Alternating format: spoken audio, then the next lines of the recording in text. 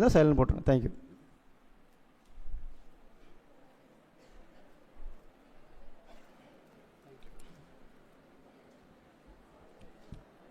Thank you, Mahadevi, for good introduction.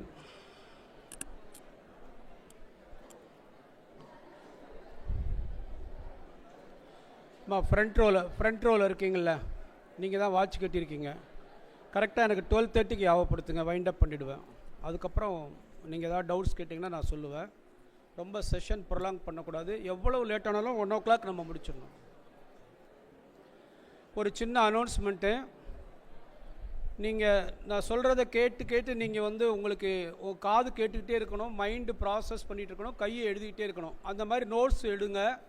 யாராவது நல்லா notes எடுத்திருக்கேன் என்ன அப்படின்னு சொல்லி நீங்கள் எனக்கு காட்டினீங்கன்னா, அது நல்லா இன்ஃபர்மேட்டிவாக நான் சொன்ன இன்ஃபர்மேஷன்லாம் கவர் ஆகியிருந்ததுன்னா நான் 1000 ரூபாய் ரிவார்டு தருவேன்.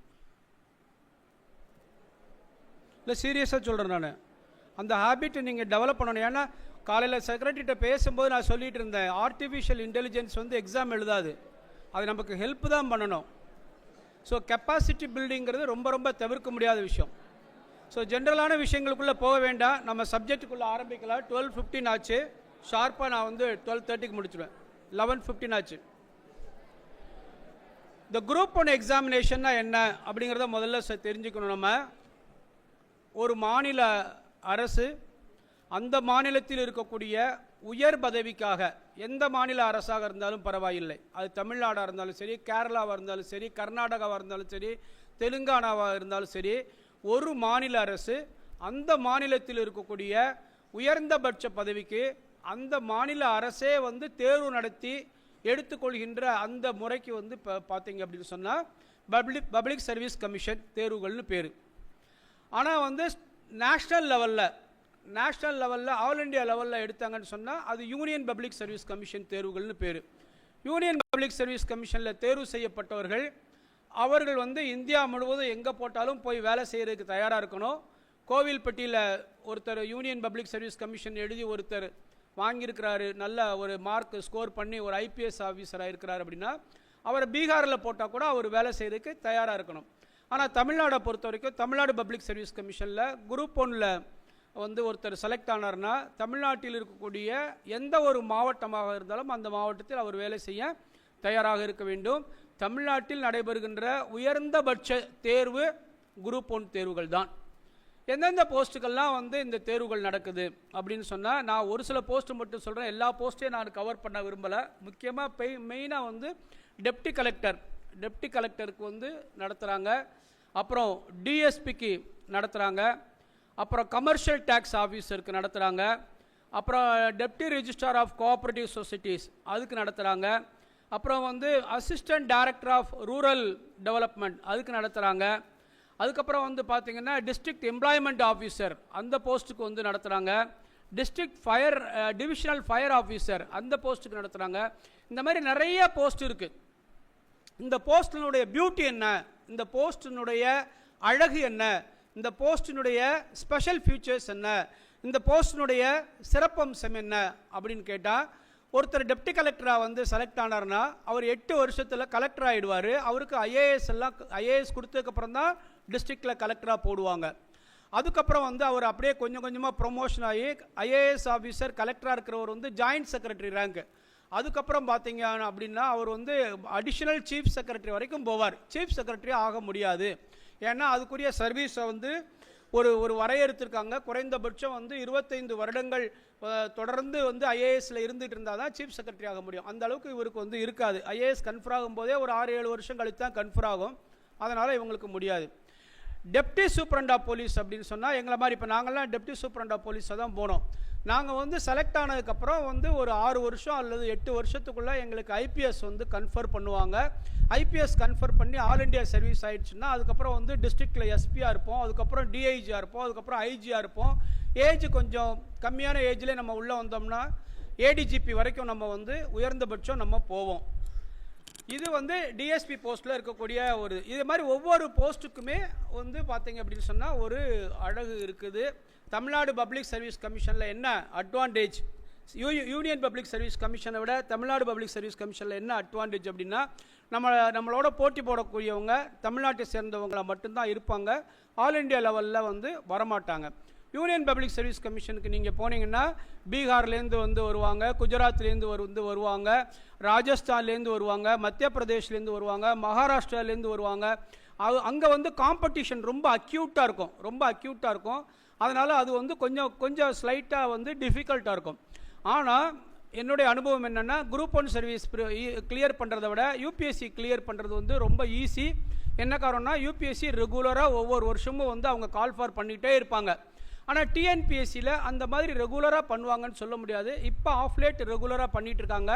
ஆனால் நாங்கள் படிக்கும் போதெல்லாம் வந்து நான் 92 அப்ளை பண்ணேன், 94 வந்து எக்ஸாம் எழுதினேன், 96 இன்டர்வியூ போனேன், 98 தான் நான் டிஎஸ்பி ட்ரைனிங்காக ஜாயின் பண்ணேன். ஸோ எவ்வளோ வந்து அதில் நமக்கு வந்து வயசு வீணாகுது பாருங்கள். இந்த மாதிரி பிரச்சனைகள்லாம் யூபிஎஸ்சியில் இல்லை. இவ்வளவு தேர்வுகள் வந்து இதில் வந்து இருக்குது. யாராவது ஒரு ஆள் சொல்லுங்கள், இப்போ என்னென்ன மாதிரி போஸ்ட்டுக்கு வந்து குரூப் 1 வந்து ஆள் எடுக்கிறாங்க? நான் சொன்ன முதல்ல உங்கள்கிட்ட கேள்வி கேட்பேன், இல்லைன்னா மோனோட்டஸாக நானே பேசிகிட்டு இருந்தால் உங்களுக்கு ரீச் ஆகிருக்கா இல்லையான்னு சொல்ல தெரியாது. தம்பி சொல்லுங்கள் தம்பி. நீங்கள் தான் சொல்லுங்கள். என்னென்ன ஒரு 5 போஸ்ட்டு சொல்லுங்கள். குரூப் 1 என்னென்ன போஸ்ட்டுக்கு எடுக்கிறாங்கன்னு கேட்காதீங்க பக்கத்தில்.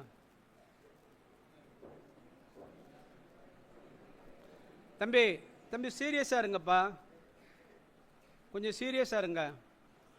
ஸ்டூடெண்ட்ஸாக இருக்கிறப்ப உட்காருங்க. யாரையும் இன்சல்ட் பண்ணணுங்கிறது என்னுடைய நோக்கம் கிடையாது. வந்து நான் அதுக்காக என்னுடைய வறுமையை சொல்லி நான் உங்கள்கிட்ட எல்லாம் வந்து உங்கள் வந்து ஓட்டு வாங்குறதுக்காக வந்து வரல. ஆனால் இதனுடைய அருமை பெருமை வந்து உங்களுக்கு வந்து தெரியாது. ஸ்டூடெண்ட்டாக இருக்கிற வரைக்கும் நம்ம ஜாலியாக இருப்போம்.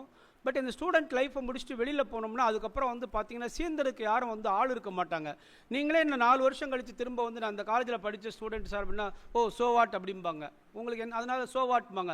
ஆனால் அதே இது நீங்கள் ஒரு பெரிய அதிகாரியாக இருந்தால் அவங்க உங்களை தேடி வந்து கண்டுபிடிச்சி, நீ எங்கள் காலேஜில் படித்தோம்ல, நீ ஒன்றும் சொல்ல மாட்டேங்கிற, வாப்பா ஒரு சீஃப் கெஸ்ட்டாக வரணும்ப்பா, பசங்களுக்கெல்லாம் வந்து நீங்கள் வந்து கேடயம் கொடுக்கணும்ப்பா அப்படின்னு உங்களை தேடி அவங்க அலைவாங்க. அதனால் வந்து பார்த்தீங்கன்னா இந்த ஸ்டூடெண்ட் இதுங்கிறது இப்போ நம்ம இருக்கக்கூடிய எதிர்க்கு பார்த்தீங்களா, நம்ம ஒவ்வொருத்தங்க கையில் இருக்கிறதும் அமுத சுரபி. நம்ம அதை தயவுசெய்து பிச்சை பாத்திரமாக மாற்றிடக்கூடாது. நம்ம கையில் இருக்கிறது அமுத சுரபி. இதை வாய்ப்பை பயன்படுத்தி ஒரு சாதாரண டிகிரி வச்சு பார்த்தீங்க அப்படின்னு சொன்னால், ஒரு மத்திய அரசாங்கத்தில் வெறும் சாதாரண டிகிரி பிகாம் படித்தவர் தான் வந்து கேபினெட் செக்ரட்டரியாக இருக்கிறாரு. கேபினெட் செக்ரட்டரிங்கிறது யாருன்னு சொன்னால் பிரதமருடைய ஆலோசகர். ஒவ்வொரு மாநிலத்திலும் இருக்கக்கூடிய சீஃப் செக்ரட்டரியை கண்ட்ரோல் பண்ணுறவர். அதுக்கே ஒரு பட்டம் போதும். நீங்கள் எம்ஏ படிக்கிறது வேஸ்ட்டு, எம்காம் படிக்கிறது வேஸ்ட்டு, எம்எஸ்சி படிக்கிறது வேஸ்ட்டு, அதெல்லாம் ஆராய்ச்சி படிப்புக்காக வேணால் பண்ணலாம். ஆனால் வந்து ஒரு அரசு சார்ந்த மிகப்பெரிய பதவிகளில், உயர்ந்த பதவிகளில் போகிறதுக்கு வந்து சாதாரண டிகிரியில் நீங்கள் வெறும் 40% வாங்கி எத்தனை அரியர் வாங்கியிருந்தாலும் பரவாயில்ல, எக்ஸாம் எழுதும்போது உங்கள் கையில் ப்ரொவிஷனல் சர்டிஃபிகேட் இருந்தாலே நீங்கள் வந்து எலிஜிபிள். அதனால் இந்த லைஃப்பை தயவுசெய்து நீங்கள் வந்து ரொம்ப கொஞ்சம் சீரியஸாக எடுத்துக்கோங்க. ஏன்னா வந்து உங்களுக்கு இதனுடைய பெயின் வந்து இப்போ தெரியாது, பின்னால் தெரியும். இந்த வாய்ப்பை நம்ம பயன்படுத்தியிருக்கலாமே, மிஸ் பண்ணிட்டோம் அப்படின்னு சொல்லிட்டு. ஸோ நான் ஏற்கனவே சொன்னேன், deputy collector post, DSP post, commercial tax officer, deputy registrar of cooperatives, அப்புறம் வந்து assistant director rural development, district employment officer, இப்படி பல போஸ்ட்டுக்கு வந்து இவங்க வந்து எடுக்கிறாங்க அப்படிங்கிறத வந்து சொல்லியிருக்கேன் நான். இப்போ அடுத்து நம்ம பார்க்க வேண்டியது, இந்த மாதிரி போஸ்ட்டுக்கெல்லாம் அப்ளை பண்ணுறதுக்கு என்ன சார் தகுதி இருக்கணும், ஒரு ஆளுக்கு என்ன தகுதி இருக்கணும்? கண்டிப்பாக வந்து தகுதி வந்து நமக்கு வந்து இருந்தால் தான் நம்ம அப்ளை பண்ண முடியும். என்ன தகுதி இருக்கணும்? முதல் தகுதி, நம்மளுக்கு வந்து 21 வயசு கண்டிப்பாக பூர்த்தி ஆகிருக்கணும். கண்டிப்பாக 21 இயர்ஸ் வந்து நம்ம வந்து கம்ப்ளீட் பண்ணியிருக்கணும். ஆனால் 34 வயசு வந்து ஆயிருக்கக்கூடாது. நாம் வந்து ஓப்பன் காம்படிஷனில் வந்தோம்னா 34 வயசு ஆயிருக்கக்கூடாது. நம்மளே ரிசர்வேஷனில் வந்தோம்னா 39 வயசு ஆயிருக்கக்கூடாது. அப்போது 21 வயசில் ஆரம்பிக்கிற ஒருத்தர் 39 வயசில் வந்து இப்போ வரைக்கும் வந்து பார்த்திங்கன்னா இந்த தேர்வுகள் வந்து எழுதலாம். அப்படிங்கிறது எவ்வளோ பெரிய வாய்ப்பு பாருங்கள். ஆனால் நம்மளால் 2 வருஷம் 3 வருஷத்துக்கு மேலே போராட முடியாது. நம்ம உடம்புல அவ்வளோ ஸ்டெமினா இருக்காது.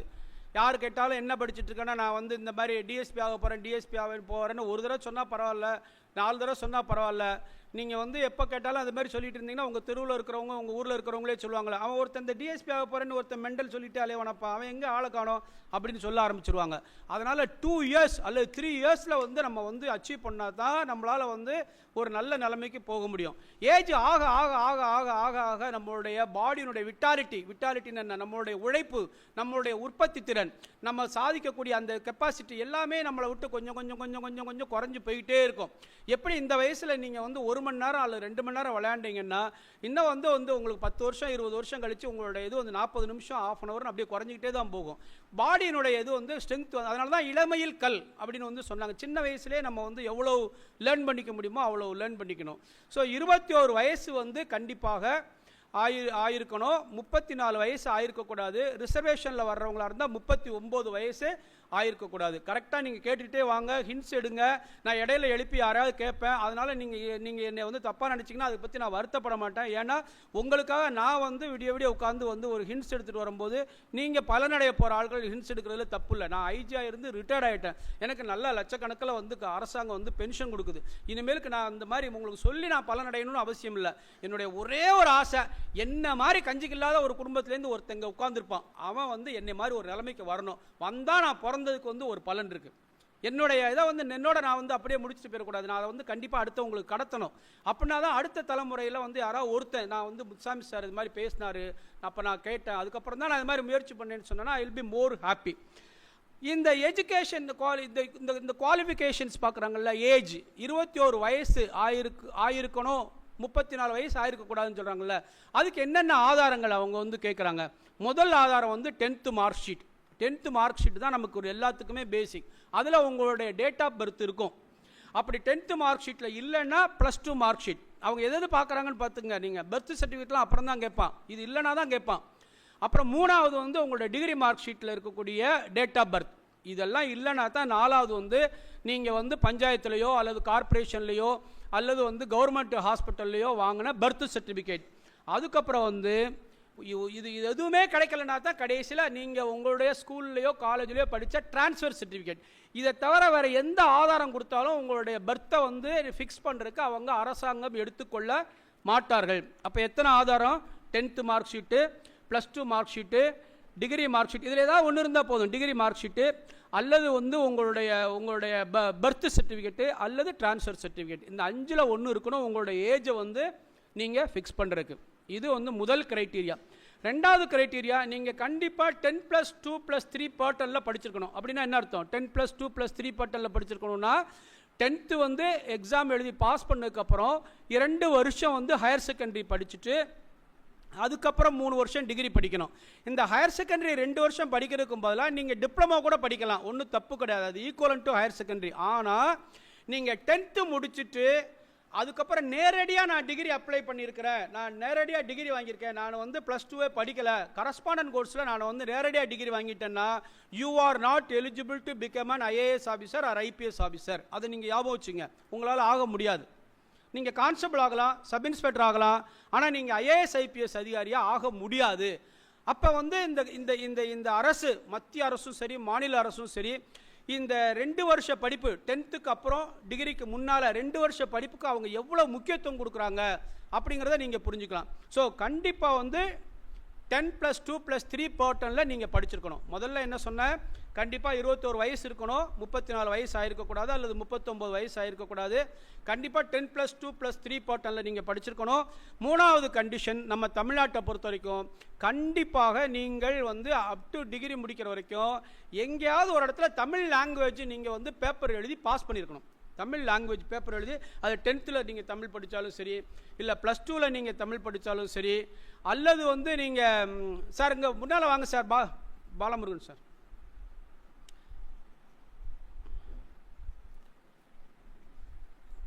அல்லது வந்து நீங்கள் வந்து காலேஜில் தமிழ் படித்தாலும் சரி, ஏதோ ஒரு இடத்துல நீங்கள் தமிழ் லாங்குவேஜை கண்டிப்பாக படிச்சிருக்கணும். ஆக ஒருத்தருக்கு வந்து 3 முக்கியமான குவாலிஃபிகேஷன் இருக்கணும். என்ன குவாலிஃபிகேஷன் புரிஞ்சுட்டீங்கல்ல?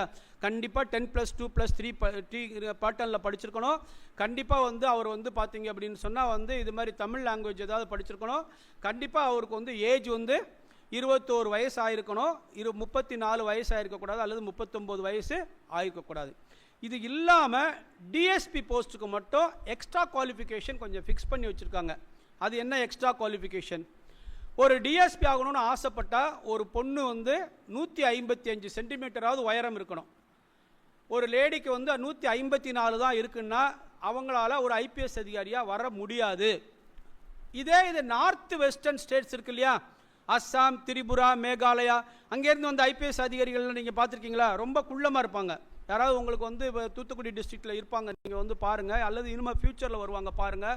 அவங்களுக்கு இயல்பாகவே அவங்களுடைய பெர்த் வந்து வளர்ச்சி இருக்காது. ஆண்களே கொஞ்சம் ஹைட்டு கம்மியாக தான் இருப்பாங்க. அவங்களுக்கு மட்டும் எக்ஸம்ஷன் உண்டு. ஆனால் நம்ம தமிழ்நாட்டை பொறுத்த வரைக்கும் தமிழ் பெண்கள் எல்லோருமே 155 சென்டிமீட்டர் கண்டிப்பாக வளர்ந்திருக்க வேண்டும். குறைந்தபட்சம் 50 கிலோ எடை இருக்க வேண்டும். இதில் வந்து எந்தவித மாற்று கருத்தும் கிடையாது. இதே ஆண்களாக இருந்தால் அவங்களுக்கு ஹைட் வந்து 165 சென்டிமீட்டர் இருக்கணும், வெயிட் வந்து 50 கிலோ இருக்கணும். அதில் எந்தவித மாற்று கருத்தும் கிடையாது. 165 இருக்கணும். எனக்கெல்லாம் வந்து அவங்க ஹைட்டு அவங்களே மெஷர் பண்ணுவாங்க மெடிக்கல் டெஸ்ட்டில். எனக்கு 167 என்டர் பண்ணாங்க. எனக்கு இன்னும் 2 சென்டிமீட்டர் அல்ல 3 சென்டிமீட்டர் இன்ச்சு கம்மியாக இருந்திருந்தால் நானும் இப்போ உங்கள் முன்னால் ஒரு ரிட்டையர்ட் ஐஜியாக நின்று பேசியிருக்க முடியாது, எனக்கு கிடைச்சிருக்காது. ஸோ இது வந்து ஒரு கிரைட்டீரியா. ரெண்டாவது முக்கியமான கிரைட்டீரியா என்ன அப்படின்னு சொன்னால், லேடிஸ்க்கு வந்து ஜஸ்ட் மெஷர்மெண்ட் பார்க்க மாட்டாங்க, ஆனால் ஜென்ஸுக்கு வந்து கண்டிப்பாக ஜஸ்ட் மெஷர்மெண்ட் பார்ப்பாங்க. எப்படி பார்ப்பாங்க அப்படின்னு சொன்னால், நார்மல் ஸ்டேஜில் 85 சென்டிமீட்டர் இருக்கணும், அதுக்கப்புறம் எக்ஸ்பேண்ட் பண்ணும்போது வந்து 91 சென்டிமீட்டர் இருக்கணும். ஸோ இந்த மாதிரி இருந்தால் தான் உங்களை வந்து கண்டிப்பாக அவங்க டிஎஸ்பி போஸ்ட்டுக்கு எடுப்பாங்க. ஏன்னா டிஎஸ்பி போஸ்ட்டுங்கிறது வந்து மணிக்கணக்காக ஃபீல்டில் நிற்கக்கூடிய போஸ்ட்டு. நல்லா ப்ரீத் பண்ண தெரியணும், அவசரத்துக்கு ஓட தெரியணும் இல்லையா, அந்த மாதிரி வேலைகள்லாம் இருக்கிறதுனால தான் டிஎஸ்பிக்கு மட்டும் இப்படி எக்ஸ்ட்ரா கண்டிஷன்ஸ் வச்சுருக்காங்க. அதே மாதிரி இன்னொரு கண்டிஷன் வந்து போட்டிருக்காங்க. டிஎஸ்பி ஆகணும்னு ஆசைப்படுறவர் பின்னால் ஐபிஎஸ் அதிகாரியாக வரக்கூடிய அவருக்கு வந்து கண்டிப்பாக ஃப்ளாட் ஃபுட் இருக்கக்கூடாது. நீங்களே உங்களுடைய காலை வந்து தடவி பார்த்துக்கோங்க. உங்களுக்கு ஃப்ளாட் ஃபுட் இருந்ததுன்னா நீங்கள் வந்து ஐபிஎஸ் அதிகாரியாக மாற முடியாது. இந்த மாதிரி இந்த பள்ளம் இருக்கு இல்லையா, இப்படி இருந்தால் தான் நீங்கள் ஐபிஎஸ் அதிகாரியாக வர முடியும். இந்த பள்ளம் இருந்தால் தான் நம்மளால் மணிக்கணக்காக நிற்க முடியும். நாங்கள்லாம் 10 மணி நேரம் 15 மணி நேரம் 3 நாள் கூட தொடர்ந்து நின்றுருக்கோம் பிரைம் மினிஸ்டர் பந்தோபஸ்லாம். ஸோ அதனால் வந்து அதுக்கு பேர் ஃப்ளாட் ஃபுட். ஏன்னா இப்போவே நீங்கள் பார்த்துடலாம், உங்களுக்கு ஃப்ளாட் ஃபுட் இருந்தால் நீங்கள் விடிய விடியா வந்து அதுக்கப்புறம் ஐபிஎஸ் ஆகணும்னு கனவு கண்டிங்கன்னா டிஜெக்ட் பண்ணிடுவாங்க. என்ன இது தப்பாக சொல்லிட்டேனா? நீங்கள் பார்த்துக்கங்க உங்களை. ஏன்னா சில பேருக்கு அந்த ஆசை இருக்கும், போலீஸ் ஆகணும் ஐபிஎஸ் ஆகணும்னு, ஆனால் உங்களுக்கு ஃப்ளாட் ஃபுட் இருக்கும். ஃப்ளாட் ஃபுட் இருந்தால் you are not eligible. So இதெல்லாம் வந்து ஒரு ஸ்பெஷல் கேட்டகரி. அதுக்கப்புறம் கம்மிங் டு த எக்ஸாம். ஒரு குரூப் 1 எக்ஸாம் வந்து எப்படி நடக்கும் அப்படின்னா, அது 3 கட்டமாக நடக்கும். ஒரு குரூப் 1 எக்ஸாமினேஷனுங்கிறது 3 கட்டமாக நடக்கும். அதில் முதல் கட்டம் ஸ்டேஜ் 1 அப்படிங்கிறது வந்து ஒரு ப்ரிலிமினரி எக்ஸாம். ஸ்டேஜ் 2 அப்படிங்கிறது வந்து மெயின் எக்ஸாம். ஸ்டேஜ் 3 அப்படிங்கிறது இன்டர்வியூ. ப்ரிலிமினரியில் யாரெல்லாம் பாஸ் பண்ணுறாங்களோ அவங்க தான் மெயினுக்கு வர முடியும். மெயினில் யாரெல்லாம் பாஸ் பண்ணுறாங்களோ அவங்க தான் இன்டர்வியூக்கு வர முடியும். ஸோ இந்த 3 கட்டம் நடக்கும். இப்போ நம்ம ப்ரிலிமினரி எக்ஸாம் பற்றி ரொம்ப எலாபரேட்டாக வந்து பேசிட்டு அதுக்கப்புறம் மெயின் எக்ஸாம் பற்றி நம்ம வந்து பேசலாம். ப்ரிலிமினரி எக்ஸாம்ங்கிறது ஒரே ஒரு பேப்பர் மட்டும்தான் அந்த எக்ஸாமில் நடக்கும். மார்னிங் 10 to 1 எக்ஸாம் முடிஞ்சிடும். 3 hours. ஒரே ஒரு பேப்பர் தான். 200 கேள்விகள் கேட்கப்படும். 200 கேள்விகள் கேட்கப்படும். ஒவ்வொரு கேள்விக்கும் 1.5 மார்க்கு. ஒவ்வொரு கேள்விக்கு எத்தனை மார்க்குமா? ஒவ்வொரு கேள்விக்கு எத்தனை மார்க்கு? யாராவது ஒரு ஆள் சொல்லுங்க. நீங்கள் 1.5 மார்க்கு. ஒரு கேள்விக்கும் 1.5 மார்க். ஆக மொத்தம் 200 கேள்வினா எத்தனை மார்க்கு? அதுக்கு ஏன் செல்போனை தேடுறீங்க? 300 மார்க்கு. ஸோ 200 கேள்விக்கு வந்து 300 மார்க். 300 மார்க்கு தான் வந்து நமக்கு வந்து ப்ரிலிமினரிக்கு எக்ஸாம் வந்து நடத்துவாங்க. இந்த 200 கேள்விகளை எப்படி பிரிக்கிறாங்க அப்படின்னா, 175 கேள்விகள் ஜென்ரல் ஸ்டடீஸ் அப்படின்னு வந்து சொல்கிறாங்க. 25 கேள்விகள் வந்து மென்டல் எபிலிட்டி அப்படின்னு வந்து பிரித்து வச்சுருக்காங்க. ஜென்ரல் ஸ்டடீஸ்னால் என்ன, மென்டல் எபிலிட்டினா என்ன? Anything related to maths is mental ability. Anything apart from maths is called general studies. Maths இல்லாத கேள்விகள்லாம் ஜென்ரல் ஸ்டடீஸ், மேக்ஸ் கவர் ஆகிறது மட்டும் வந்து மென்டல் எபிலிட்டி. இப்போ 175 கேள்விகளில் எப்படி பிரேக்கப், அதுக்கும் பிரேக்கப் கொடுத்துருக்காங்க. நல்லா ஞாபகம் வச்சுக்கோங்க. இந்த மாதிரி ஒரு போட்டித் தேர்வு எழுதுறது வந்து நிச்சயமாக ஒரு எலெக்ஷனில் நின்று எம்எல்ஏ ஆகிறத விட பல லட்சம் மடங்கு ஈஸி. எம்எல்ஏ ஆகிறது சாதாரண விஷயம் கிடையாது. நீங்கள் அவ்வளோ ஈஸியாக வந்து ஆகிட முடியாது. நான் அதுக்காக அவங்கள குறைச்சி சொல்கிறேன். அவ்வளோ உழைப்பு அதுக்கு வந்து போடணும். ஆனால் இதுக்கு அந்த அளவு கிடையாது. ஏன்னா சிலபஸ் இருக்குது, இப்படி தான் பேட்டர்ன் இருக்குது, இப்படி தான் கேள்வி கேட்கணும்னு இருக்குது. கரெக்டாக அதை மட்டும் புரிஞ்சுக்கிட்டா, இத்தனை மணிக்கு கோயில்பட்டியிலேருந்து இந்த பஸ்ஸு போகும்னு புரிஞ்சுக்கிட்டா எப்படி நீங்கள் பஸ் ஸ்டாண்டுக்கு போகிறீங்களோ அதே மாதிரி இந்த பேட்டர்னை நீங்கள் கரெக்டாக புரிஞ்சுக்கிட்டீங்கன்னா you will become a successful officer. அதனால் அந்த பேட்டர்னை நீங்கள் வந்து புரிஞ்சுக்கணும். அந்த பேட்டர்னை நம்ம புரியாமல் தான் நம்ம கிராமத்து பையங்க நிறைய பேர் கூச்சப்பட்டு யார்கிட்டையும் கேட்குறதும் கிடையாது. அவங்களுமே சும்மா படித்தாலும் வந்து அவங்களுக்கு வந்து அதில் இருக்கக்கூடிய டவுட்ஸ் அவங்க கிளாரிஃபை பண்ணுறது கிடையாது. யார்கிட்ட போய் கேட்டால் வந்து முகரக்கட்டைக்கு இது வேறு தேவையான்னு சொல்லுவாங்களோன்னு சொல்லி அவனே வந்து இன்ஃபீரியாரிட்டி காம்ப்ளெக்ஸில் கேட்குறதும் கிடையாது. அதனால தான் உங்கள் செக்ரட்டரிகிட்ட நான் சொன்னேன், இது மாணவர்களுக்கு பிடிக்குதோ பிடிக்கலையோ நான் கண்டிப்பாக நான் இதை பற்றி தான் சார் பேசுவேன். இதை கண்டிப்பாக அவங்களுக்கு ஊட்டி விட்டுருவோம். நம்ம அவங்களுக்கு பிடிக்குதோ பிடிக்கலையோ குரூப் 1 எக்ஸாம் பற்றி நம்ம சொல்லிட்டு வந்துடுவோம். யாராவது ஒருத்தர் வந்து இதில் வந்து ஒரு கலெக்டராகவோ ஒரு IAS அதிகாரியாவோ அல்லது வந்து ஒரு IPS அதிகாரியாவோ ஒரு பெரிய லெவலில் வந்தீங்கன்னா அது வந்து உங்களுக்கு பெரிய பெருமை, உங்கள் பெற்றோர்களுக்கு பெருமை, உங்கள் கூட பிறந்தவங்களுக்கு பெருமை, உங்களுடைய நண்பர்களுக்கெல்லாம் பெரிய பெருமை. ஸோ இந்த 175 மார்க்கில் 175 மார்க் 175 கொஸ்டின் மார்க் கிடையாது. 175 கொஸ்டின், ஒவ்வொரு கொஸ்டினுக்கும் 1.5 மார்க்கு.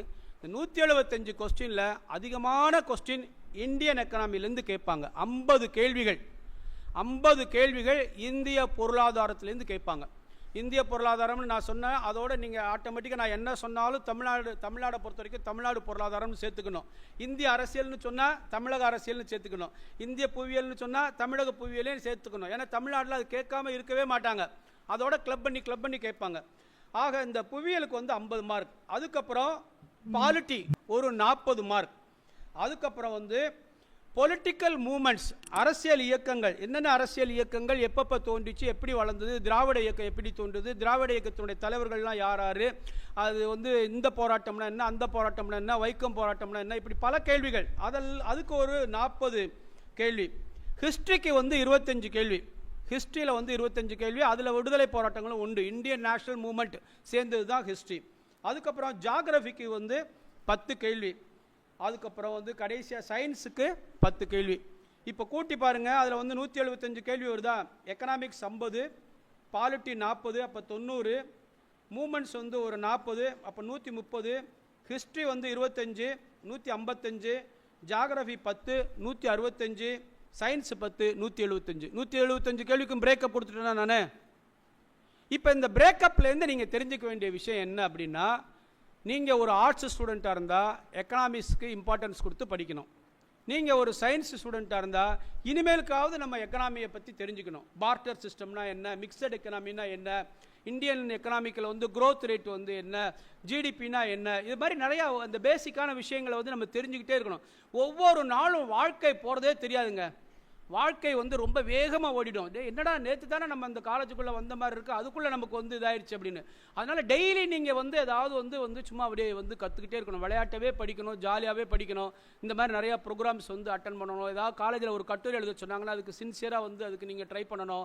ஒரு பேச்சு போட்டியில் நீங்களாகவே ஒரு பேரை கொடுத்துக்கிட்டு என்ன தேவை போய் பேசுறதுக்கு வந்து ட்ரை பண்ணணும். உங்கள் கம்யூனிகேஷன் ஸ்கில்லை வளர்த்துக்கணும். இப்படியெல்லாம் வந்து நீங்கள் இந்த கல்லூரியை வந்து ரொம்ப பயன்படுத்தணும். ஏன்னா இந்த மேடையை வந்து இன்னும் ஒரு 7 வருஷம் கழிச்சு நம்ம வந்து ஊரில் புண்ணாக்கு வியாபாரம் பார்த்தோம்னா இந்த மேடையில் நம்மளை நிறுத்துவாங்களா அப்படிங்கிறது ரொம்ப சந்தேகம். புண்ணாக்கு வியாபாரி யார் கொண்டு வந்து நிறுத்துவாங்க? அவரே சாதிச்சார்னா, வேர்ல்டு லெவலில் சாதிச்சார்னா நிறுத்துவாங்க. ஸோ ஏதோ ஒரு வகையில் நீங்கள் மற்றவர்களை விட தனித்துவம் வாய்ந்தவர்கள், சிறப்பானவர்கள், தகுதியானவர்கள் அப்படிங்கிறத நீங்கள் நிரூபிப்பதற்கான ஒரு நல்ல வாய்ப்பு, ஒரு கிரவுண்டு தான் இந்த காலேஜ். ஸோ இப்போ நான் வந்து இதுக்கு பிரேக்கப் கொடுத்துட்டேன். அதுக்கப்புறம் இந்த மென்டல் எபிலிட்டி, அதுக்கு வந்து 25 கேள்வின்னு சொல்லியிருக்கேன். அதை 2ஆக பிரிக்கிறாங்க. ஒன்று வந்து ஆப்டிடியூட் டெஸ்ட், அதுக்கு 15 கேள்வி. அப்புறம் ரீசனிங், அது 10 கேள்வி. நான் பேசிக்காக வந்து BA ஹிஸ்ட்ரி படித்தேன். இதில் யாரும் ஹிஸ்ட்ரி ஸ்டூடெண்ட்ஸ் நிறைய பேர் இருப்பீங்களா? ஹிஸ்ட்ரி ஸ்டூடெண்ட்ஸ் இருக்கீங்களா? ஃபைனல் இயர் ஹிஸ்ட்ரி யாருமே இல்லையா? அவங்க கையை தூக்குறதுக்கே காசு கேட்குறாங்களா சார்? ஆமாம், உட்காருங்க. உங்களுக்கே கொஞ்சம் சில பேருக்கு வந்து மேக்ஸ் வந்து எதுக்கு சொல்கிறேன்னா, மேக்ஸை பார்த்தாலே வந்து காத தூரம் ஓடுற மாதிரி இருக்கும். மேக்ஸ்னால் பயமாக இருக்கும். ஒன்றுமே பயப்படாதீங்க. இந்த மென்டல் எபிலிட்டிக்கு மட்டும் வந்து நீங்கள் வந்து ஒரு வாரத்துக்கு 1 கிளாஸோ 2 கிளாஸோ யாராவது நல்லா தெரிஞ்ச வாத்தியார், உங்களை யார் வந்து கடித்து கொதறாமல் ரொம்ப பொறுமையாக உட்கார வச்சு சொல்லுவாரோ அவர்கிட்ட போய் ஒரு 5 செஷன் 10 செஷன் உட்காந்திங்கன்னா அவர் உங்களுக்கு இதை ஈஸியாக சொல்லி கொடுத்துருவார். இந்த மென்டல் எபிலிட்டி எப்படி சால்வ் பண்ணணும்னு. அப்படி தான் நான் போய் கற்றுக்கிட்டேன். நான் போய் கற்றுக்கிட்டேன். எனக்கு மேத்ஸ் சுட்டு போட்டாலும் வந்து வராது. நானும் அதே மாதிரி கற்றுக்கிட்டேன். அதுக்கப்புறம் நல்ல ஸ்கோரிங் வந்து நான் வந்து மென்டல் எபிலிட்டியில் எடுத்துட்டேன். ஸோ நான் இப்போ உங்களுக்கு சொல்லியாச்சு. 200 கேள்விகள், 200 கேள்விகளுக்கும் நான் பிரேக்கப் சொல்லிட்டேன். ஒரு கேள்விக்கும் 1.5 மார்க்குங்கிறதையும் சொல்லிட்டேன். டோட்டலாக 300 மார்க்கு அப்படிங்கிறதே நான் வந்து சொல்லிட்டேன். இப்போது இந்த 300 மார்க்கில் ஒரு ஓப்பன் கேண்டிடேட்டு 120 மார்க்காவது எடுத்தால் தான் அவனுடைய பேப்பர் வந்து ஃபர்தராக வந்து வேல்யூ பண்ணி அவன் எவ்வளோ மார்க்குன்னு சொல்லி வந்து பார்ப்பாங்க. அதே மாதிரி ரிசர்வேஷனில் வரக்கூடிய ஒரு பையனாக இருந்தால் மினிமம் 90 மார்க் எடுத்தால் தான் பார்ப்பாங்க. நான் உங்களுக்கு புரியுறதுக்காக சொல்கிறேன். நான் கேஸ்ட்டை பற்றி பேசுகிறேன்னு நினைக்காதீங்க, உங்களுக்கு ஈஸியாக புரியணுங்கிறதுக்காக சொல்கிறேன். சப்போஸ் ஷெட்யூல்டு ட்ரைப்பு பையங்க ஒரு 10 பேர் அப்ளை பண்ணியிருக்காங்க. அந்த 10 பேரில் வந்து பார்த்தீங்கன்னு சொன்னால் 2 போஸ்ட் இருக்குது. ஷெட்யூல்டு ட்ரைப்புக்குன்னு ஒரு collector, deputy collector post 2 post இருக்குதுன்னு வச்சுக்கிடுவோம். ஆனால் அந்த 10 பையங்களுமே 90 மார்க் வாங்கலை.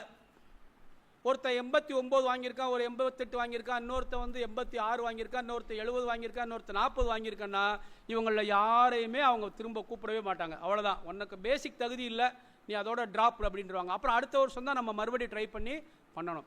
ஸோ ஒரு பேசிக்காக வந்து ஒரு இது வச்சுருக்காங்க, மினிமம் இவ்வளவாவது இருக்கணும் அப்படிங்கிறது. அது என்னென்னா ஓப்பன் கேண்டிடேட்டுக்கு 120 மார்க் வாங்கியிருக்கணும் 300க்கு. அப்புறம் ரிசர்வேஷனில் வர்றவங்களாக இருந்தால் 90 மார்க் வாங்கியிருக்கணும். இப்படி வாங்கியிருந்தால் தான் அதுக்கப்புறம் நம்மளை வந்து ரேங்க் எல்லாம் போட்டு பார்ப்பாங்க. அதுக்கப்புறம் ரிசர்வேஷன்ஸ்லாம் நிறையா இருக்குது. அது பின்னாடி நான் சொல்கிறேன், எப்படி ரிசர்வேஷன் எத்தனை பர்சன்டேஜ் யாராக இருக்குங்கிறத அப்புறம் சொல்கிறேன் நான். இதெல்லாம் பார்த்துட்டு உங்களுக்கு ரிசல்ட் போடுவாங்க. ஒன்ஸ் நீங்கள் வந்து ப்ரிலிமினரி எக்ஸாமில் நீங்கள் வந்து பாஸ் பண்ணாதான் நீங்கள் மெயின் எக்ஸாமுக்கு போவீங்க. இப்போ இது வரைக்கும் இந்த ப்ரிலிமினரி எக்ஸாம் வந்து உங்களுக்கு சொல்லியிருக்கேன். இதில் ஒன்று சொல்லிட்டேன்னா அது அந்த பார்ட் வந்து முடிஞ்சிடும். ப்ரிலிமினரி எக்ஸாம்ங்கிறது முழுக்க அப்ஜெக்டிவ் டைப். அதில் வந்து டிஸ்கிரிப்டிவ் டைப்பே கிடையாது, எல்லாமே அப்ஜெக்டிவ் டைப். அப்ஜெக்டிவ் டைப்பு என்னென்ன மாடலில் கேட்பாங்க அப்படின்னா, உலகம் பூரா நீங்கள் தேடி தொலாவி பார்த்தா கூட நீங்கள் டைரெக்டாக ஐஏஎஸ் ஐபிஎஸ்ஸாக வர்றாங்கல்ல, யூனியன் பப்ளிக் சர்வீஸ் கமிஷன் எழுதி அவங்களையுமே சேர்த்து நீங்கள் தொலாவி பார்த்தா கூட 10 மாடல் தான் இருக்குது. அந்த 10 மாடலில் என்னென்னு நான் இப்போ உங்களுக்கு சொல்லிடுறேன். உங்களுக்கு ஒரு ஐடியா வந்து நீங்கள் வச்சுங்க. முதல் மாடல் என்னென்னா choosing the correct answer correctly. ஒரு 4 இது கொடுத்துருப்பாங்க, அதில் எது கரெக்டுன்னு சொல்லி பார்த்து கரெக்டாக வந்து சூஸ் பண்ணணும். தலைப்பே வந்து அடுத்து என்ன மாற்றி கொடுப்பாங்க, சூஸ் தி இன்கரெக்ட் ஆன்சர் கரெக்ட்லின்னு. 4 கொடுத்துருப்பாங்க, அதில் ஒன்று தப்பாக இருக்கும், அந்த தப்பானதை கரெக்டாக பார்த்து சூஸ் பண்ணணும். இது ஒரு டைப்பான அப்ஜெக்டிவ் டைப். அதுக்கப்புறம் மேட்ச் த ஃபாலோயிங். அதுக்கெல்லாம் நமக்கு தண்ணிப்பட்ட பாடு, நம்ம சின்ன வயசுலேருந்தே வந்து பொறுத்துக்கன்னா எல்லாருமே ஈஸியாக மார்க் வாங்கிடுவாங்க. Find out the rightly matched. Match the following கொடுத்துருப்பாங்க, இதில் எது சரியாக அப்படின்னு சொல்லி சொல்லுவாங்க. உதாரணத்துக்கு வந்து பார்த்தீங்கன்னா நான் உங்களுக்கு வந்து சொல்கிறேன், சாத்தூர் ராஜபாளையம் வந்து ராஜபாளையம் சொல்லி போட்டு வேறு ஏதாவது வந்து ஒரு ஒரு ஒரு ஒரு பீங்கான் உற்பத்தி இப்படியெல்லாம் போட்டுட்டு கடைசியில் வந்து கோயில்பட்டி கடலை மிட்டாய்னா நீங்கள் எது கரெக்டாக மேட்ச் ஆகிருக்குன்னு வந்து சூஸ் பண்ணுறது ஒன்று. அதுக்கப்புறம் இதே மாதிரி வந்து ராங்காக எது மேட்ச் ஆகிருக்குன்னு சூஸ் பண்ணுறது ஒன்று. ஸோ 6 மாடல் இப்போ இது வரைக்கும் சொல்லியிருக்கேன். அதாவது கரெக்டான ரெஸ்பான்ஸை கரெக்டாக சூஸ் பண்ணுறது ஒரு மாடல், தப்பான ரெஸ்பான்ஸை கரெக்டாக சூஸ் பண்ணுறது ஒரு மாடல், மேட்ச் த ஃபாலோயிங் பார்க்குறது ஒரு மாடல், எது கரெக்டாக மேட்ச் ஆகிருக்குன்னு பார்க்குறது ஒரு மாடல், எது தப்பாக மேட்ச் ஆகிருக்குங்கிறத வந்து பார்க்குறது வந்து ஒரு மாடல். அதுக்கப்புறம் 4 ஸ்டேட்மெண்ட் கொடுப்பாங்க, 4மே நீளமான ஸ்டேட்மெண்ட்டாக இருக்கும். இந்த 4 ஸ்டேட்மெண்ட்டில் எது கரெக்டான ஸ்டேட்மெண்ட்டுன்னு கண்டுபிடிக்கிறது ஒரு மாடல். அதுக்கப்புறம் 4 ஸ்டேட்மெண்ட் இருக்கும், இந்த 4 ஸ்டேட்மெண்ட்டில் எது தப்பான ஸ்டேட்மெண்ட்டுன்னு கண்டுபிடிக்கிறது ஒரு மாடல். அப்படின்னா பார்த்துங்க, படிக்கும்போது நம்ம எப்படி படிக்கணும் அப்படின்னு. அதனால தான் திருவள்ளுவர் சொல்லியிருக்கார், கற்க கசடர கற்பவை. அதோட மட்டும் வச்சுக்கங்க, நிற்காததுக்கு தகவலாம் நீங்கள் நம்ம நிற்கிறோமோ நிற்கலையோ அது வேறு விஷயம். ஆனால் கற்க கசடர கற்பவையில் எனக்கு வந்து பிடிச்சது என்ன அப்படின்னு சொன்னால், எது தேவையோ அது மட்டும் படிக்கணும். நீங்கள் இதெல்லாம் பார்த்து பயந்துடாதீங்க, ஏன்னா உங்கள் எல்லாத்துக்கும் சிலபஸ் இருக்குது. அந்த சிலபஸை உங்களுடைய ப்ரிலிமினரி எக்ஸாமுக்கு சிலபஸ் இருக்குது, மெயின் எக்ஸாமுக்கு சிலபஸ் இருக்குது, உங்களுடைய தமிழ் பேப்பருக்கு சிலபஸ் இருக்குது, எல்லாத்துக்குமே சிலபஸ் கவர்மெண்ட் கொடுத்துட்றாங்க. அதுக்கடுத்து வந்து இன்னொரு வகையான மெத்தட் வந்து அசர்ஷன் அண்ட் ரீசனிங்னு ஒரு மெத்தட் இருக்கும். முதல்ல வந்து ஒரு ஒரு அசர்ஷன் கொடுப்பாங்க, அதுக்கப்புறம் அதுக்கு ஒரு ரீசனிங் வந்து கொடுப்பாங்க. நான் உங்களுக்கு புரியும்படியாக சொல்கிறேன். அசர்ஷன்னா என்ன அப்படின்னு சொன்னால், கோயில்பட்டியில் வந்து கடலை மிட்டாய் வந்து மற்ற ஏரியாவோட தரமான மிட்டாயாக இருக்குது அப்படிங்கிறது ஒரு அசர்ஷன். ரீசனிங் என்னென்னா, கோயில்பட்டியில் விளையக்கூடிய கடலை வந்து சின்ன டைப் ஆஃப் கடலையாக இருக்கும், அந்த கரிசல் மண்ணுக்கு ஏற்ற கடலை அப்படிங்கிறது ரீசன் இருக்கும். இப்போ இந்த அந்த அசர்ஷனும் ரீசனும் ஒன்னோட ஒன்று டேலி ஆகுதா இல்லையான்னு பார்க்குறது ஒரு வகையான ஒரு டைப்பு. அப்போ எதை படித்தாலும் நீங்கள் எதை படித்தாலும் இது சரிதானா, இதுக்குரிய விளக்கம் சரிதானா அப்படிங்கிறதெல்லாம் நீங்கள் வந்து பார்த்து வந்து படிக்கணும். இது நீங்கள் கஷ்டம்னே நீங்கள் நினைக்காதீங்க. உங்களுக்கு இப்போ வந்து நீங்கள் யூனிவர்சிட்டி எக்ஸாம் எழுதுறதுனால உங்களுக்கு தெரியும். பட் ஆனால் நீங்கள் காம்படிட்டிவ் எக்ஸாம் எழுத போயிட்டீங்கன்னா உங்களுக்கு ஈஸியாக புரிஞ்சிடும். அதுக்கப்புறம் வந்து பார்த்தீங்க அப்படின்னு சொன்னால் இன்னொரு வகையான மெத்தட் இருக்குது. அது என்ன அப்படின்னு சொன்னால், ஒரே மாதிரியான ஸ்டேட்மெண்ட். இப்போ மினரல்ஸை பற்றி 4 ஸ்டேட்மெண்ட் இருக்கும். அந்த 4 ஸ்டேட்மெண்ட்டில் வந்து ஒரு ஸ்டேட்மெண்ட் மட்டும்தான் கரெக்டாக இருக்கும். மீதி எல்லாம் பார்த்தா கரெக்டுக்கு நியர்னஸ் பக்கத்தில் இருக்கிற மாதிரி தெரியும், ஆனால் கரெக்டாக இருக்காது.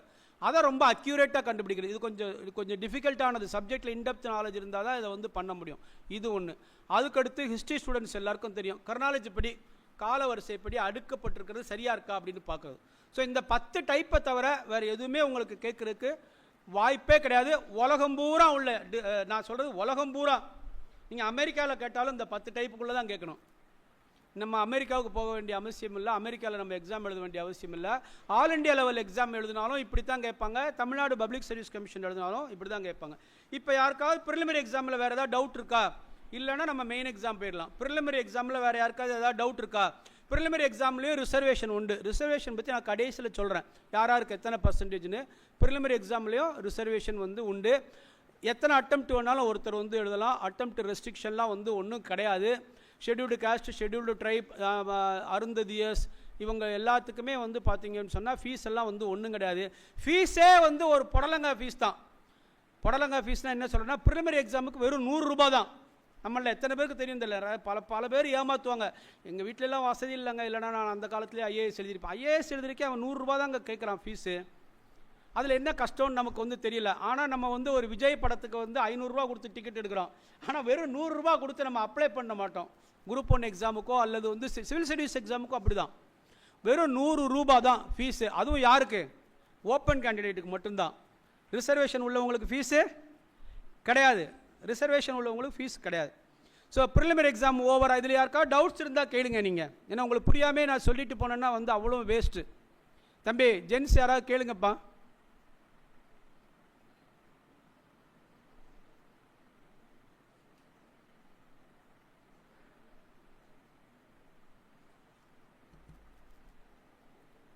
இதே மாதிரி ஒரு செஷன் வந்து 1989 நான் போய் அட்டன் பண்ணேன். 150 ரூபா எனக்கு என்ட்ரன்ஸ் ஃபீஸ் கேட்டாங்க. அப்போது இந்த பரீட்சை என்ன எப்படி எழுதுறது, நான் சொல்கிறது 1989.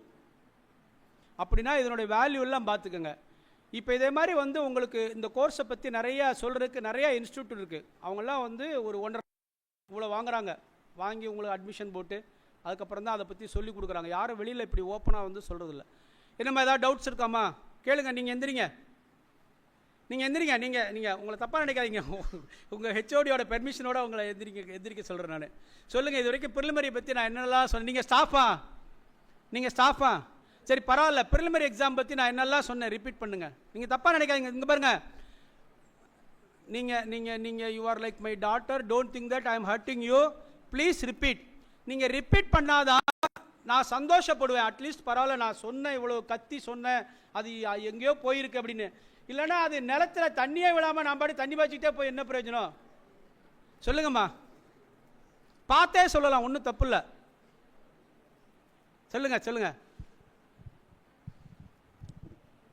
சொல்லுங்கம்மா. கொடுங்க.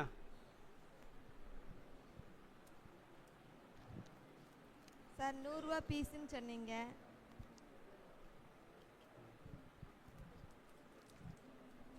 சார் 100 ரூபா பீஸ்ன்னு சொன்னீங்க. அதுக்கப்புறம் ஸ்டேஜ் 2 இல்லையே, கேட்கலையே எனக்கு. இன்னும் கொஞ்சம் லிட்டில் லவுடர். ஹலோ கொஞ்சம் லவுடராக சொல்லுங்கம்மா. சார் 100 ரூபா பீஸ்ன்னு சொன்னீங்க. ஸ்டேஜ் 1ல ப்ரீலிமினரி எக்ஸாம் சொன்னீங்க. ஸ்டேஜ் 2ல மெயின் எக்ஸாம் சொன்னீங்க. ஸ்டேஜ் 3ல இன்டர்வியூ எக்ஸாம் சொன்னீங்க. இல்லை, நீங்கள் ப்ரிலிமினரி எக்ஸாம் பற்றி மட்டும் சொல்லுங்கள். ப்ரிலிமினரி எக்ஸாம் பற்றி நீங்கள் என்ன தெரிஞ்சுக்கிட்டீங்க அப்படின்னு. 175 கேள்விகள் சொன்னீங்க. அதுக்கப்புறம் மேக்ஸ் இருக்கும். அப்புறம் இந்தியன் அகாடமியில் கொஸ்டின் இருக்குன்னு சொன்னீங்க. அதுக்கப்புறம் 10 டைப் சொன்னீங்க. Choosing the correct word, incorrect word, match the following, found out the right in following, அப்புறம் இன்கரெக்ட் சொன்னீங்க. அப்புறம் ஸ்டேட்மெண்ட்டு, அப்புறம் இது ஆல் இந்தியாவிலையும் கேட்பாங்க, தமிழ்நாடுலையும் கேட்பாங்க. ரிசர்வேஷனில் எடுப்பாங்க அப்படின்னு சொன்னீங்க sir. Very good, very good, very good. இன்னும் கொஞ்சம் இம்ப்ரூவ் பண்ணிக்கோங்க. நீங்கள் வந்து எப்படி சொல்லணும் அப்படின்னா, ப்ரிலிமினரி எக்ஸாம் பற்றி என்ன தெரிஞ்சுக்கிட்டீங்கன்னா, சார் ப்ரிலிமினரி எக்ஸாம் வந்து ஒரே ஒரு பேப்பர் தான் சார், ஒரே ஒரு பேப்பர் தான், 3 மணி நேரம் தான் நடக்கும். ப்ரிலிமினரி எக்ஸாம் வந்து ஒரே ஒரு பேப்பர் தான், 3 மணி நேரம் தான் நடக்கும். ப்ரிலிமினரி எக்ஸாமில் டிஸ்ட்ரிக்ட் பேஜ் எதுவுமே கேட்க மாட்டாங்க. ப்ரிலிமினரி எக்ஸாமில் அப்ஜெக்டிவ் பேஜ் மட்டும் தான் கேட்பாங்க. 200 கேள்வி இருக்கும் சார், 175 கேள்வி ஜிஎஸ்ல கேட்பாங்க, 25 கேள்வி மென்டல் எபிலிட்டியில் கேட்பாங்க. அந்த ஜிஎஸ்ல அதிகமாக இந்தியன் எக்கனாமி தான் சார் கேட்பாங்க. இவ்வளவாவது நமக்கு வந்து புரிஞ்சிருச்சுன்னா, இப்போ நீங்கள் என்ன பண்ணுவீங்க, அடுத்த பேப்பர் ஏதாவது வாசிக்கும் போது இந்திய பொருளாதாரம் தலைப்பு போட்டு ஏதாவது கீழே எழுதிப்பாங்க, இந்தியாவில் எப்படி தொழில்கள் வட்டி, அதை தேசத்தை வாசிக்க ஆரம்பிச்சுங்க. எனக்கு நிறைய மார்க் வரும்னு சொன்னாரு அன்னைக்கு சாரு அப்படின்னு சொல்லிட்டு. ஸோ இப்படிதான் நம்மளோட டேலண்ட்ஸ் நம்ம வந்து வளர்த்துக்கணும். கரெக்டா? ஏமா இது வந்து எல்லாமே சாதி அந்த செலெக்ஷன் ஆர்டர் வாங்குற வரைக்கும் தான் உங்களுக்கு கஷ்டம். செலெக்ஷன் ஆர்டர் வாங்கிட்டீங்கன்னா அதுக்கப்புறம் வந்து உங்களுக்கு நீங்க கல்வி கூட செருப்பு எடுக்கிறதுக்கு 4 பேர், பின்னால வந்து வர்றதுக்கு 4 பேர், கோலா குச்சி வண்டி வாகனம் அம்பு சேனை கூப்பணி போடுறதுக்கு 10,000 பேர் அப்படின்னு ஒரு வாழ்க்கையே ராஜ வாழ்க்கையே மாறிடுமா? புரியுதா? நான் இதை வந்து சும்மா ஒரு விளம்பரத்துக்காக சொல்லல. அவ்வளவு வந்து நீங்க உங்க மட்டும் இல்ல, அதனாலதான் வந்து வள்ளுவர் சொன்னார், ஒரு மைக்கண் காத்திருக்கிறது 7 மைக்கண் ஏமாப்புறது. 7 பிறகு உண்டா இல்லையான்னு எனக்கு தெரியாது. ஆனா நான் வந்து கஷ்டப்பட்ட கஷ்டம் 7 பிறகு எனக்கு இல்லையே. எவ்வளவு சொகுசா இருக்காங்க தெரியுமா? எவ்வளவு சொகுசா இருக்காங்க. அது காரணம் வந்து இந்த மாதிரி ஒரு நல்ல பொசிஷனுக்கு போயிட்டோம்னா நம்மளால நிறைய சாதிக்க முடியும். Thank you, very good. உட்காருங்க. அப்படியா? அது தெரிஞ்சிருக்கும், அது கூட தெரியாம எப்படி இருக்கும்? தெரிஞ்சிருப்பாங்க. அதெல்லாம் பேசிக்கா தெரிஞ்சிருப்பாங்க. நம்ம கடைசியில் கேட்டுக்கலாம். இப்போ நீங்கள் யூனிவர்சிட்டி எக்ஸாம்பிள் எழுதுறதெல்லாம் டிஸ்கிரிப்டிவ். அதுக்கப்புறம் 4 கேள்விக்கு 1 டிக் அடிப்பீங்கள்ல, அப்படியே வந்து ரவுண்ட் பண்ணுவீங்கள்ல, அந்த பிளாக் பண்ணுவீங்கள்ல, அது வந்து அப்ஜெக்டிவ். அதெல்லாம் கண்டிப்பாக உங்களுக்கு தெரிஞ்சிருக்கும். ஸோ மெயின் எக்ஸாம், அதுக்கடுத்து மெயின் எக்ஸாம் பார்த்துடலாமா? மெயின் எக்ஸாமில் மொத்தம் 4 பேப்பர் இருக்கும். மெயின் எக்ஸாமில் மொத்தம் 4 பேப்பர் இருக்கும். எல்லா பேப்பருமே 3 மணி நேரம் 3 மணி நேரம் 3 மணி நேரம் 3 மணி நேரம் தான். நான் உங்களுக்கு எவ்வளோ ஈஸியாக புரியும்படியாக சொல்கிறேன் பாருங்க. மெயின் எக்ஸாமில் மொத்தம் எத்தனை பேப்பரை திருத்துவாங்க? நீங்கள் மற்ற பேப்பர்லாம்